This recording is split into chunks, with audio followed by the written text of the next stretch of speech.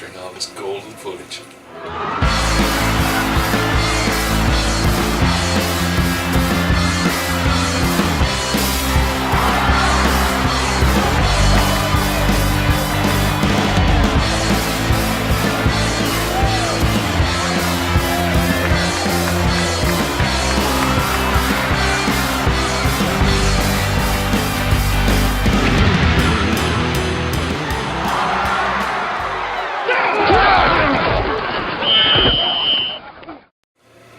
Hi, and welcome to the lucky number 13 episode of the High Formation. I'm Geoff Gibbons. And I'm John Moist. And pretty good week last week, eh? It was. 12-3, both of us. We split on the two games, certainly that we differed on last week, and we're only different on two again this week. So stick around, folks. We're going to tell you what those two games are and all the rest.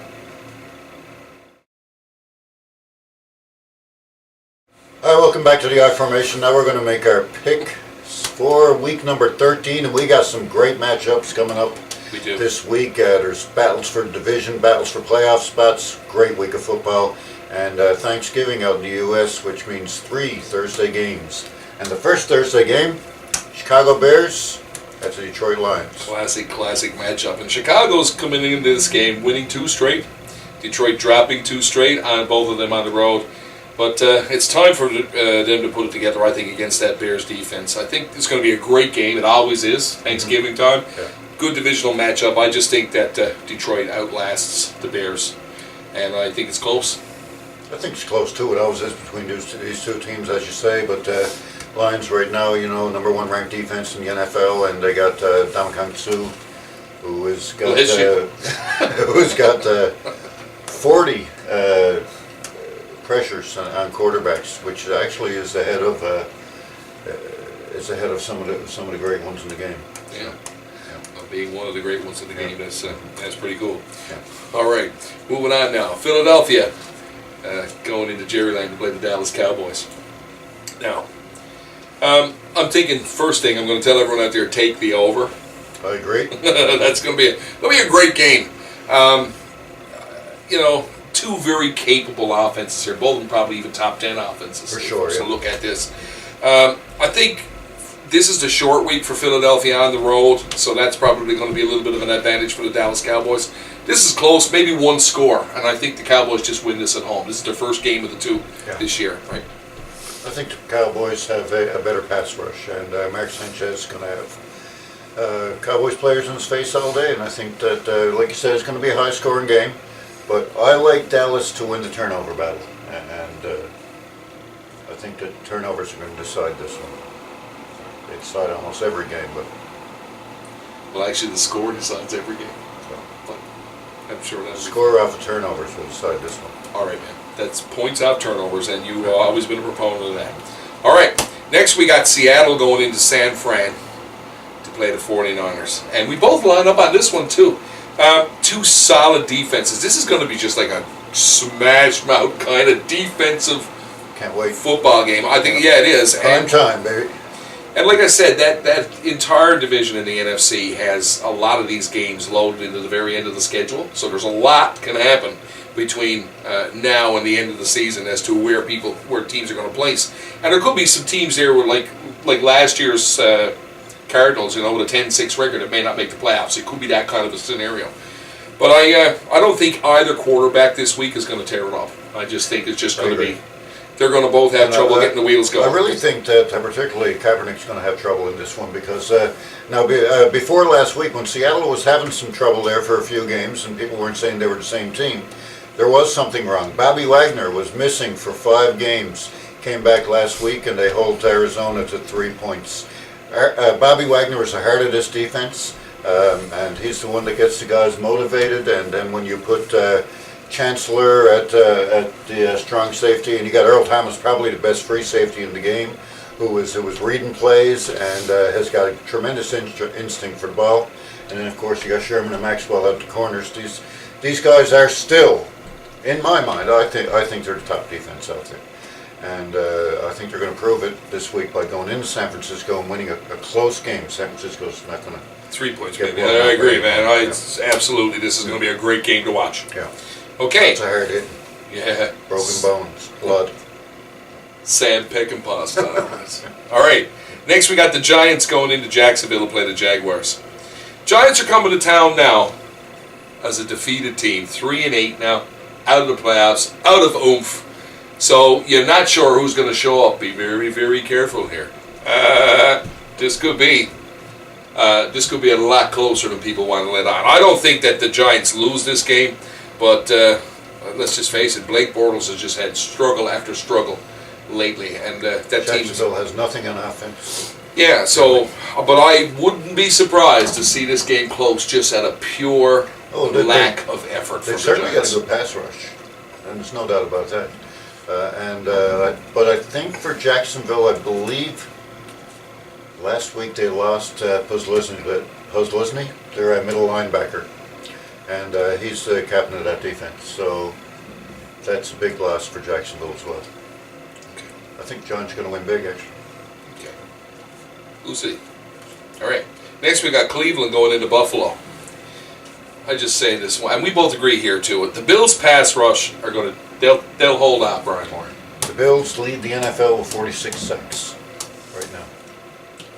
So best pass rush in the league for second quarterbacks. And Cleveland, I'm not sure if they got enough here to go into Buffalo against that pass rush and get the job done. And I know that Barry Flynn is out there and he's loving me saying this because every time I pick against the Browns, they win. So we'll see, Barry. Let's see if it happens again. Yeah. I don't think it's going to happen this time. I'm figuring about 6 points here. I don't think it's going to be a blowout, but I do believe that they're going to have their hands full. Warriors just not going to be able to generate enough offense in Buffalo. I agree. Pass rush will be the difference, and 6 points sounds good. Okay. Next, we got New Orleans coming out of the Big Easy to go to Pittsburgh. Just had to work that Big Easy in there again.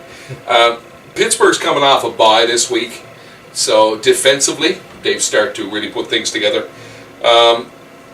New Orleans has lost 3 consecutive home games and have been nothing short of terrible, to be quite honest. Their defense is bad. Another stat, in their last 11 road games, they're 2-9 as well. 2-9. So that's a pretty nasty number too. But numbers are meant to be broken. I still think this is going to be a high-scoring game nonetheless. I think both teams put points on the board here. I agree. I think that. And I think it'll be a fun game to watch. It'll be on the Red Light Channel. That's another one I think where turnovers might make a big difference there. I mean, I'll call for big games from Shazer and Lawrence Timmons. Certainly very strong on that 3-4 Steelers defense. The safeties make a big difference there. So I look for those two guys to have huge games. Like a gun, and we got to leave your safety on. All right. Next, we got Washington going into Indianapolis to play the Colts. Redskins here are on consecutive road games, which is always tough, and it's even tougher when you face a team with the caliber of the Indianapolis Colts. Pound for pound, I just don't think that the Redskins can keep up with Second straight game on the road too, and do you think RG3 sees the end of this game? RG3PO, is that what you're going to say there? RG3PO, that's right. You think he sees the end of this one? Well, apparently Gruden has the ability to bench him now. Okay. That's what we're hearing, or that's the kind of thing they're saying out there. And when you start to put that kind of, I guess, doubt out there amongst the punters, you're going to wonder what's going to happen next. So we'll see. For Colt McCoy. Yeah, there's been a lack of trust there, I think, and a lack of confidence. See what happens. Next, we got Oakland and St. Louis. And the Raiders come up with an impressive win, stunning the Kansas City Chiefs last week. Who saw that coming? I would say about this many people. Yeah. Right? Just because there's somebody out there that did, who picked maybe with a monkey or something like that. But I mean, the most part, I would think nobody saw that coming. St. Louis is off a tough road, lost to the Chargers. Remember last week, I think what I said was close. That was lost by a field goal in the last minute of the game. But look for St. Louis to win at home. I just think this is going to be close. They're at home. And I think I said before, they play half well at home. So we're just going to go here. I think St. Louis wins this close. I like St. Louis to win a close one. Low-scoring game, pick the under. Okay. Next, Cincinnati going into Tampa Bay. And they're on a they've won 2 straight on the road, right? And this is going to be the 3rd consecutive road game. But I think they're going to be able to exploit that Tampa Bay defense. I just think offensively they're going to be able to score enough points to win their 3rd straight on the road. And I figure it's probably about 7 points. That's my call.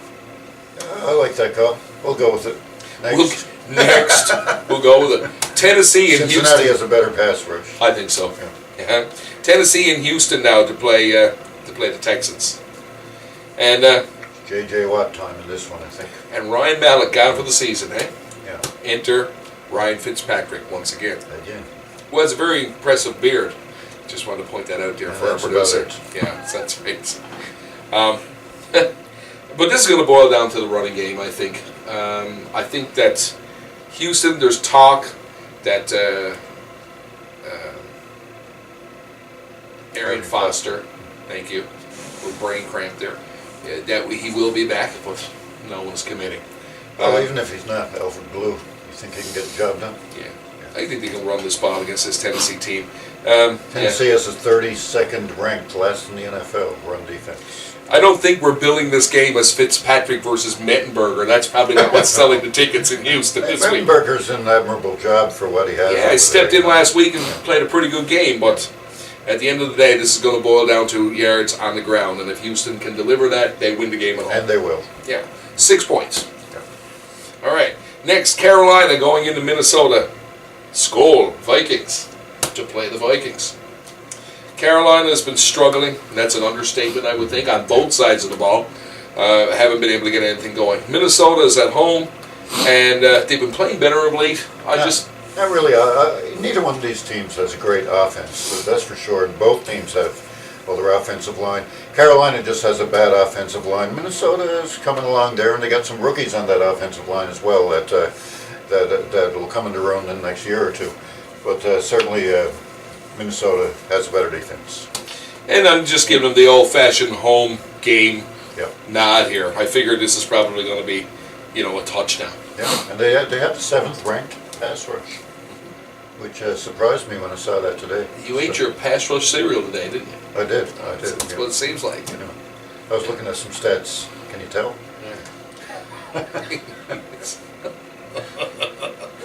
Is there such thing as like shredded sackies? I don't know. All right. That's just ridiculous. San Diego going to Baltimore to play the Ravens. Boy, oh boy, that defensive line has looked better and better for Baltimore. And I just think at home, I just think they're going to lay a beating on Philip Rivers. Yeah. I'm thinking this is 2 scores. Terrell Suggs all day long. Rivers is going down. He's going to be sacked. Sorry, Darren. I know you're out there thinking. That's all right. Darren don't watch us anymore. Yes, he does. Does he? Yeah, he posted our wall just Okay. the other day. He's still out there. The slight and peril, man. I was trying to get a comparison there where Rivers will be sacked more times than. I can't come up with anything. I got nothing. He'll just be sacked. Robin Hood Flower. I Will that work? don't know. Do you have it by the bag? Or? All right. Okay, back to reality. Arizona going into Atlanta to play the Falcons. And this could be close. But at the end of the day, I just think Arizona's pass rush will give trouble to Atlanta's offensive line. I just think that's the end of the story. I think that Arizona wins this, Arizona wins this close on the I run. think Arizona is probably better than Atlanta in just about every aspect of the game, to tell the truth. Okay. And I think that you're going to see a big game from Ellington on the ground, and probably from Michael Floyd.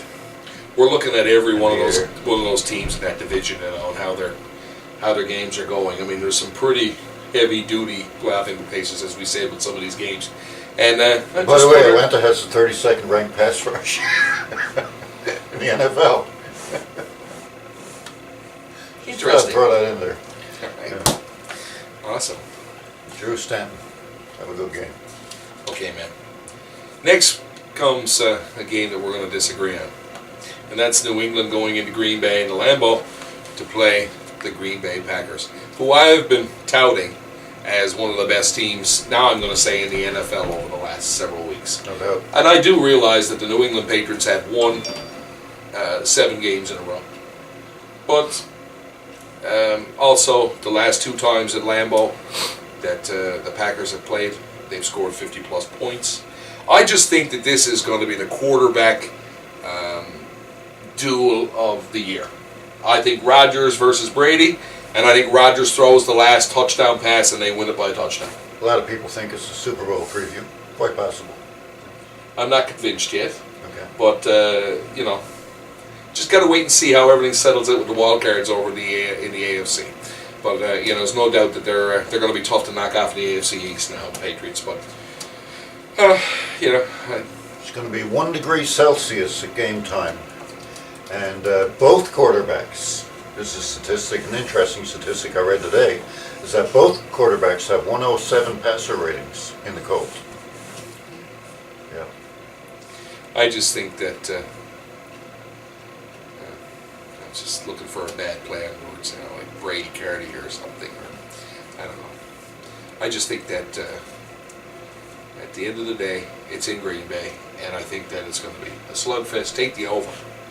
Yeah. Well, the over might be 95. Well, I don't know. I have to look at it. It's 58, I believe, right now. Really? Yeah. Oh, yeah. Take the over. I know defensively both of these teams have come up with some pretty good defensive offerings during the year, especially the Patriots. I mean, they're number 1 in the turnover differential in the league, or they were. I think they still are. But both of these teams are capable of coming up with a big defensive effort as well as an offensive effort. Certainly Aaron Rodgers can play ball with Tom Brady any day of the week. He's probably a better quarterback at this point than Tom Brady is this year. The reason that I'm going to have to go with the Patriots on this one is because the Patriots have the 3 running backs, in Blunt and Vereen and the new guy Gray. And the Packers, they have the 29th ranked run defense in the NFL. So I think that the Patriots can do more on the ground and pull out a very close victory in this one. Green Bay by a touchdown. Next we got Denver and Kansas City. This is the other game that we finally, I think, decided to go on different sides of here. And I'm not even quite sure why I'm picking the Kansas City Chiefs to win against the Denver Broncos, because the odds are against them. I did a fair bit of research on this game this week too. There's a couple of X factors here that I want to talk about, but I think the Chiefs are licking their wounds after that embarrassing loss to Oakland last week. They're back at home in Arrowhead, where they do generally play very, very tough, and the fans are very tough on the visiting teams. I think the key for them to win this game this week is stopping the run. I mean, no doubt C.J. Anderson had a huge game last week for the Broncos. 60-plus yards. Against that Dolphins defense. So, I mean, that's a pretty impressive run. They really need to plug the holes on the running game. And if they can slow that down, I think that they can win this game at home. Other X factor is, and our hats go off to Eric Berry, the safety, they found a mass in his chest this week. And everyone's rooting for you, Eric. We're hoping that this is going to work out for you in the positive. And he says he's going to be back and he's going to run down that field, run down that tunnel in Arrowhead again. We hope to see it. So maybe this week the team rallies around Barry too and wins one for him. So that's where I'm going. That's why I'm dropping on that side of the ball.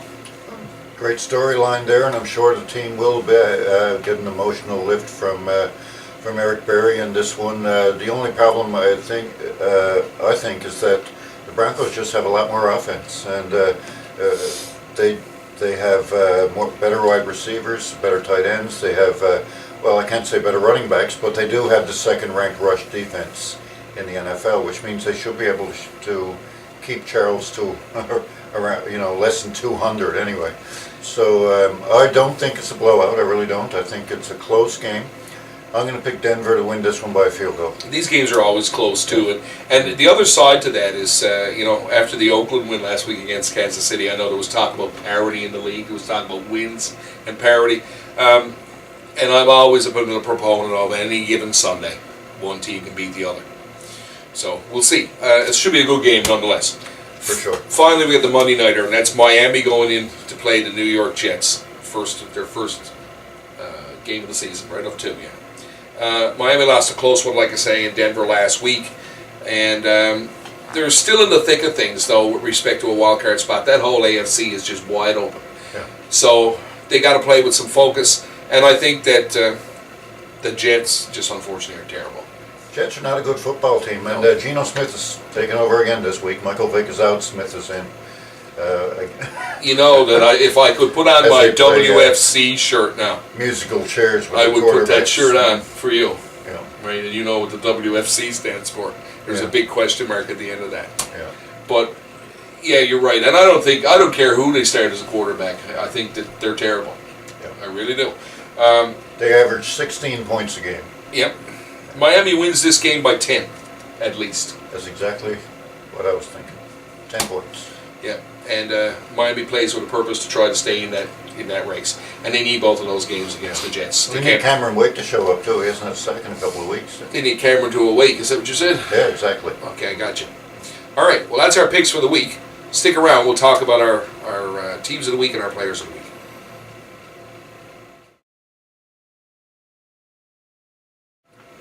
Hi, welcome back to the I Formation. Now we're going to make our picks for Player of the Week and Team of the Week for week number 13. What do you like?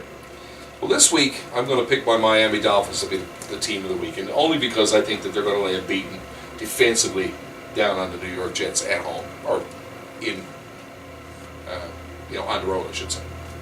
The way you say that, you want to dangle my participles. I'm going to go with Player of the Week to be the running back Alfred Blue in Houston, just because I think that he's going to get, even if Foster plays, he's going to get the lion's share of the ball, and they're going to have to run well this week to win that game. Okay. Who do you like? I like the Pittsburgh Steelers to get a big win against New Orleans. I think the Steelers defense really shows up this week and shows what they can do, the old-fashioned smash-mouth Steelers football, and my player of the week is going to be Lawrence Timmons on that defensive line. Love the defensive call, sweet call. Okay, well, there you have it, folks. Make sure that you come and see us on Facebook. Make sure you tweet to us and follow us on Twitter. Make sure that you send us an email and Gmail and let us know what you thought. Leave your comments, leave your picks on our site. Love to hear from you. Come back next week and see how we did. And also, just want to remind you, if you're out watching those games this week, make sure that you don't do anything silly. You don't drink and drive. Make sure you respect the game. That's it for me. Anything else? Yeah, we'd like to wish a happy Thanksgiving to our friends in the United States. And upstage me, man. Happy Thanksgiving to all, and enjoy the games, like I said. That's it. So, okay, well, if there's nothing else then. Cheers. It's good night for me. And it's good night from him. Have fun. You.